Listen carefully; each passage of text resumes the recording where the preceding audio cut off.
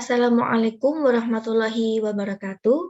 Perkenalkan, nama saya Adelia Nendira Puspasari, mahasiswi semester 4, Program Studi Pendidikan Agama Islam, Fakultas Agama Islam, Universitas Muhammadiyah Surabaya. Pada kesempatan kali ini, saya ingin memaparkan mengenai metode pembelajaran yang digunakan oleh Nabi, part 1. Nah, yang saya jelaskan hari ini, yakni ada dua metode. Yang pertama metode drill dan metode eksperimen. Yang pertama, metode drill dan metode eksperimen. Pada sebuah hadis yang diriwayatkan oleh Abu Hurairah radhiyallahu anhu.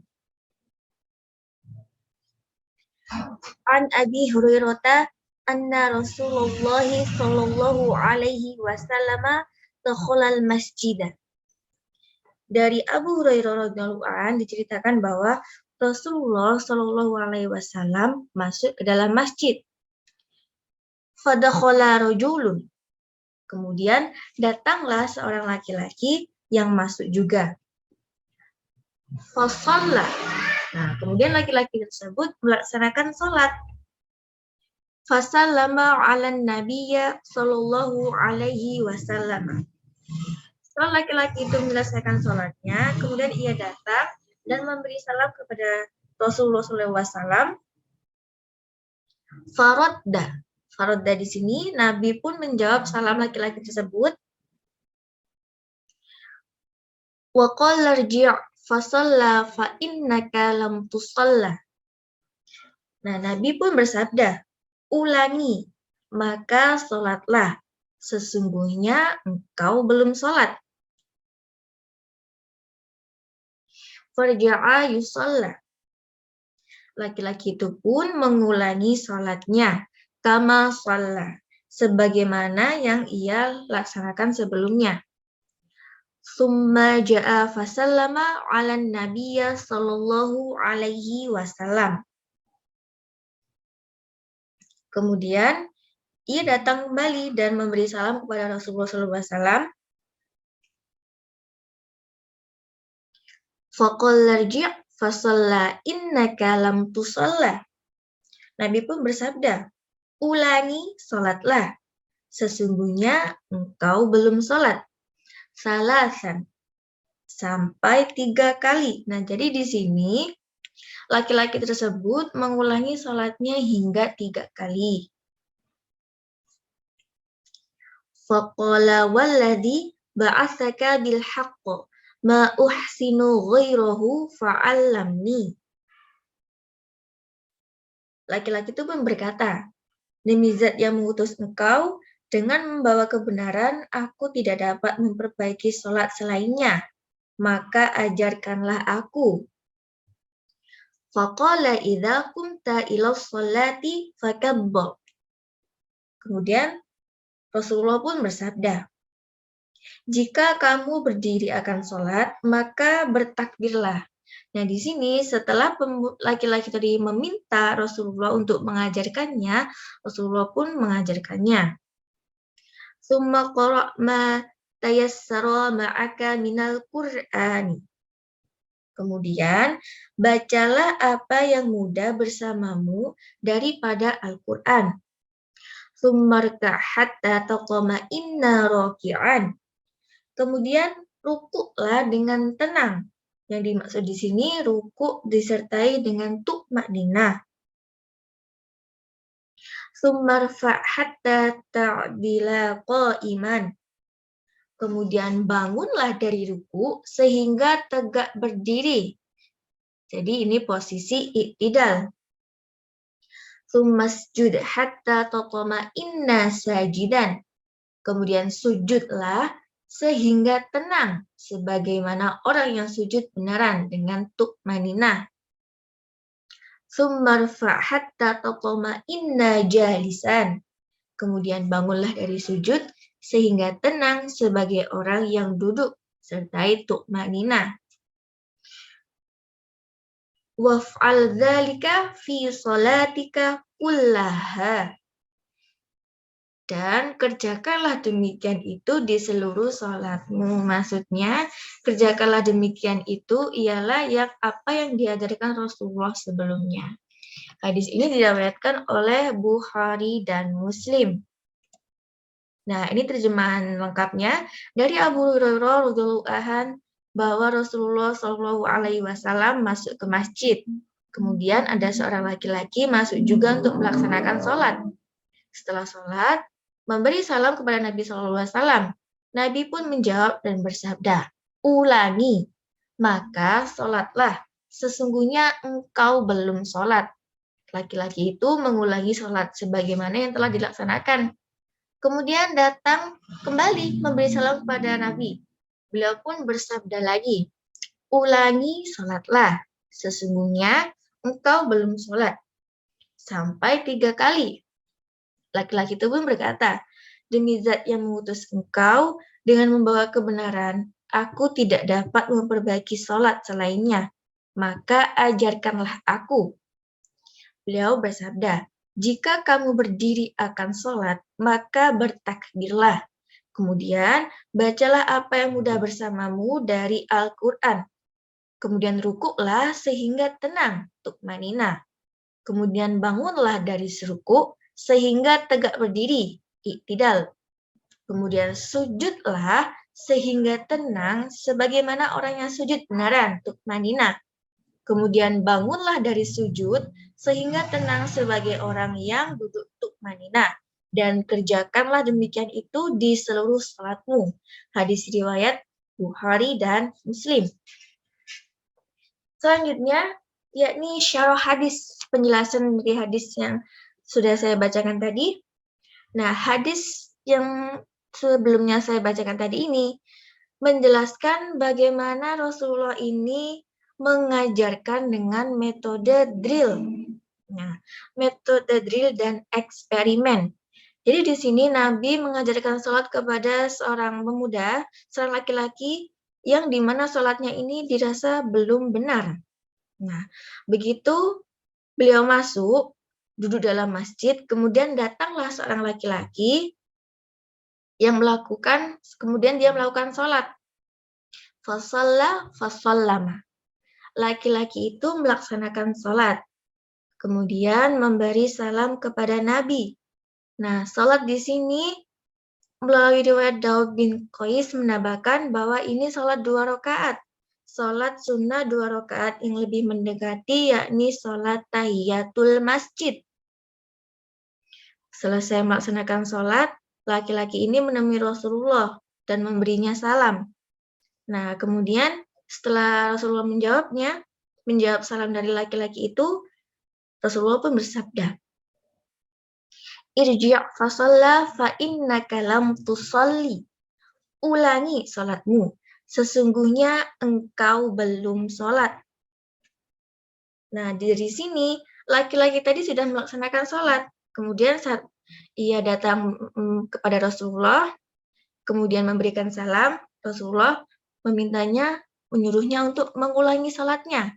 Nah, karena sholatnya ini masih dilakukan dengan belum benar. Nah, sholatnya ini tidak didasari ilmu. Maksudnya bagaimana?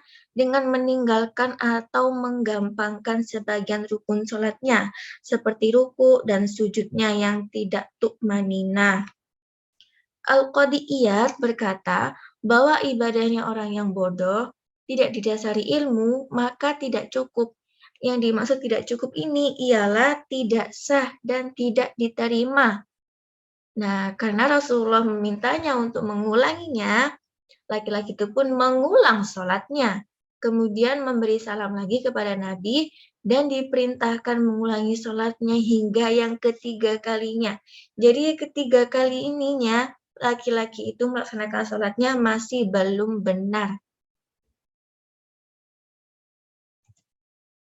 Nah, setelah ia mengulangi sholatnya, Rasulullah memintanya untuk mengulang sampai 3 kali. Kemudian dirasa menyerah, laki-laki ini pun meminta diajarkan sholat yang benar kepada Nabi.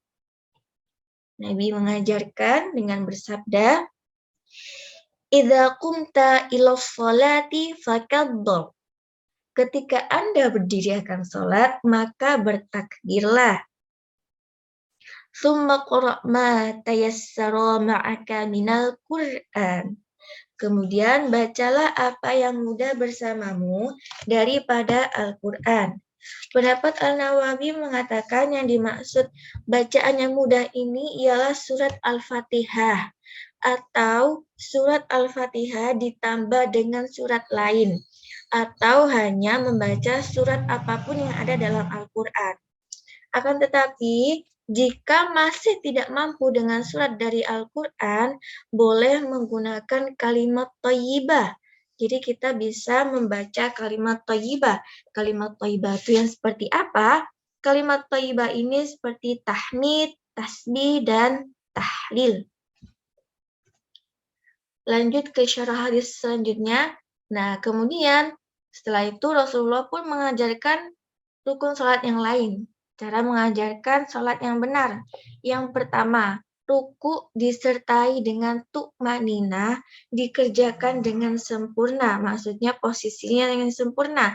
Jadi tidak terburu-buru saat melaksanakan ruku, saat memposisikan ruku. Yang kedua, iktidal, posisi tubuh tegak lurus dan tu'maninah.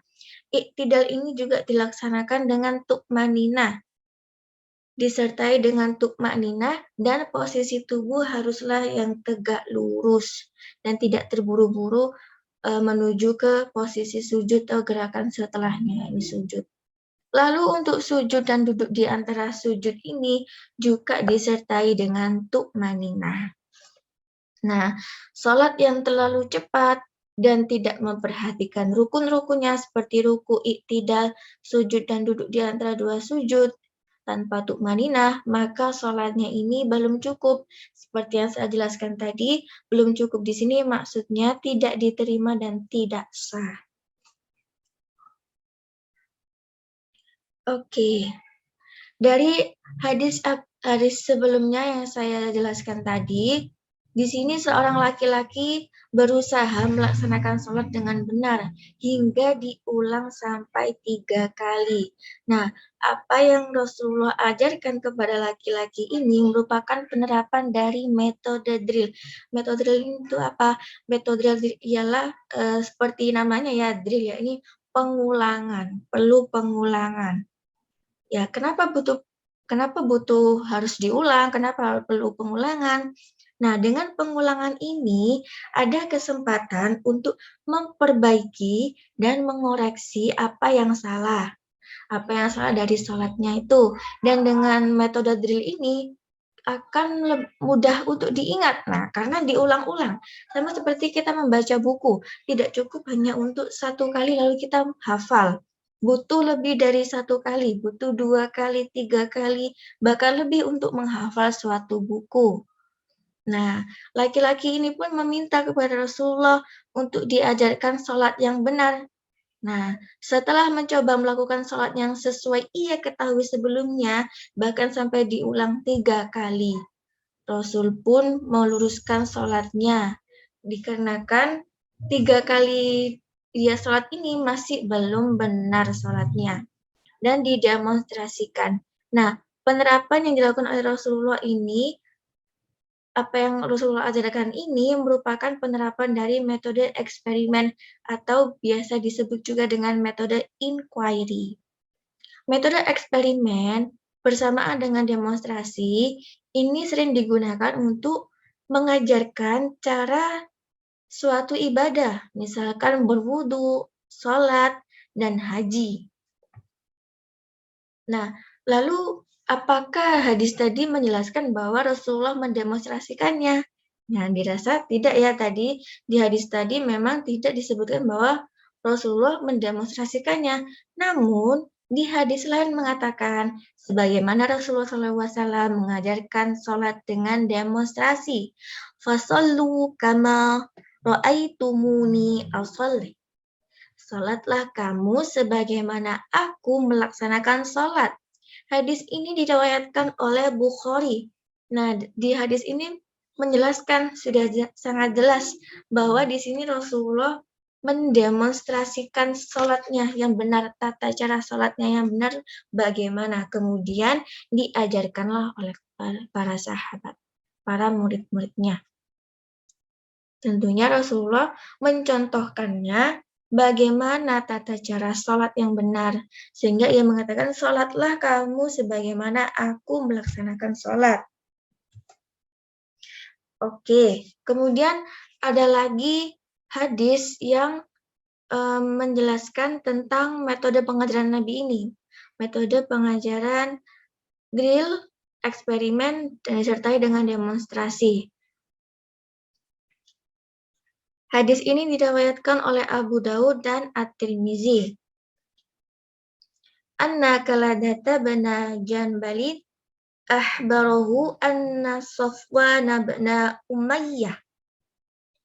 Nah, bahwa Qalda bin Hambal radhiyallahu an memberitakan bahwa Safwan bin Umayyah ba'athahu balabani walibai wa baghabisa. Nah, Safwan bin Umayyah ini diutus untuk mengantar susu, buah anggur, dan buah mentimun.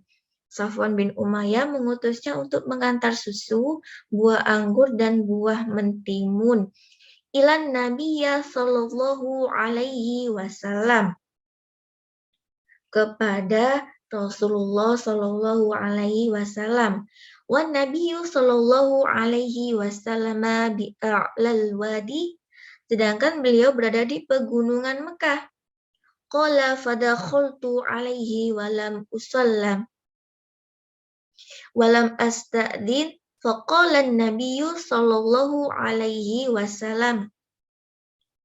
Maka dia berkata, maka saya masuk ke rumah Rasulullah SAW tanpa mengucapkan salam dan tanpa izin. Nah, Rasulullah SAW pun bersabda, Irji, kembalilah, ulangilah. Faqulassalamu alaikum. Kembalilah maka ucapkan assalamu alaikum. A'adkhulu. Bolehkah saya masuk? Hadis ini diriwayatkan oleh Abu Daud dan Tirmizi. Hadis sebelumnya tadi mengajarkan bahwa kepada Qalda bin Hanbal adab masuk rumah. Nah, ketika Qalda masuk ke rumah, beliau tidak izin dan tidak memberi salam. Kemudian Rasulullah memintanya untuk mengulanginya lagi atau kembali, irji'. Ya, ia disuruh mengulangi cara masuk ke rumah dengan menggunakan etika yang baik secara Islam, yakni memberikan salam dan meminta izin. Faqulassalamu alaikum a'adkhulu. Mengucapkan assalamualaikum, bolehkah saya masuk? Nah, tadi juga merupakan penerapan metode drill dan eksperimen. Mengapa? Karena tadi ada pengulangan, adanya pengulangan, disuruh kembali dan mengucapkan salam dan meminta izin untuk masuk ke rumah. Nah, pelajaran kita petik dari hadis-hadis sebelumnya, terutama hadis yang pertama saya bacakan tadi. Yang pertama yakni pengajaran ibadah dengan metode drill, eksperimen, dan demonstrasi lebih baik karena guru langsung melihat kesalahan dan kebenaran suatu ibadah yang dikerjakan oleh murid. Seperti yang saya jelaskan tadi, bahwa metode ini biasa digunakan untuk mengajarkan tata cara suatu ibadah seperti berwudu, sholat, berhaji, dan lain-lain. Nah, sehingga jika menggunakan metode ini, sebagai pendidik bisa langsung melihat kesalahan dan kebenaran. Nah, jadi di sini setelah pendidik melihat si anak didiknya ini ada kesalahan, bisa langsung dikoreksi dan bisa langsung untuk diminta untuk mengulanginya. Nah, dari pengulangan ini artinya murid diberikan kesempatan untuk mengevaluasi diri, mengoreksi diri, dan berusaha memperbaiki kesalahan yang sebelumnya dilakukan dalam suatu pembelajaran atau dalam suatu praktik ibadah seperti tadi, sholat, berwudu, atau haji ya. Kemudian, selain dari metode yang digunakan oleh Nabi yang bisa kita ambil pelajarannya dari hadis ini, yakni di antaranya sholat tahiyatul masjid didahulukan daripada memberi salam dengan sesamanya. Karena hak Allah ini perlu didahulukan daripada hak manusia. Kemudian yang selanjutnya, mengulang salam disunnahkan. Nah, jadi mengulang salam ini termasuk sunnah, sekalipun pemisahnya sebentar. Maksudnya antara salam 1 dan salam 2 itu jaraknya sangat sebentar. Nah, kemudian yang terakhir, ibadah harus dikerjakan berdasarkan ilmu. Lalu bagaimana jika ibadah ini dilaksanakan tanpa ilmu? Nah, jika ibadah tidak dilaksanakan tanpa ilmu, maka ibadahnya kurang atau tidak cukup. Nah, seperti yang saya jelaskan tadi, yang dimaksud tidak cukup ini ibadahnya tidak sah dan tidak diterima.